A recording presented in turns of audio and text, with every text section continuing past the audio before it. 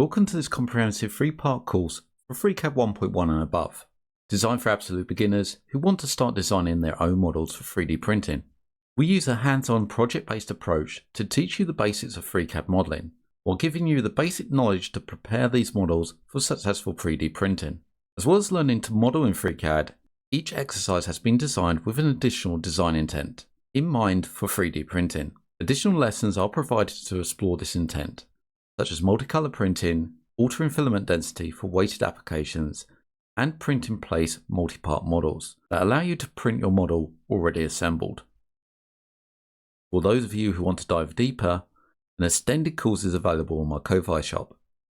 It features additional models and lessons, one of which uses file sets and expressions to create highly accurate parametric measuring tools, which I think may be of popular interest.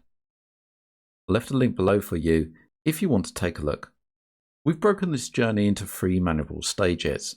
On day 1, we focus on setting up FreeCAD, explore its interface, and manipulate the 3D view, followed by your first modeling lesson, guiding you all the way through the modeling and finishing with a 3D printed result. In the optional lesson, we'll learn to convert solids into compounds for multicolor 3D printing. On day 2, you'll learn how to import and scale a reference image and use it as a template to trace and to convert into a 3D model, exploring both additive and subtractive alternative workflows for additional features. Our optional lesson takes you through adding weighted infills, weighting the base for more of a premium fill. On day 3, the final day, you'll be introduced to multi-body design, creating mating parts that update automatically when dimensions are changed. Learn to safely pose your assembly for the print bed and introduce clearances to stop the part from fusing together. I've included a playlist for each of the videos in this course, and this is on the screen now. Also, the link is in the description below.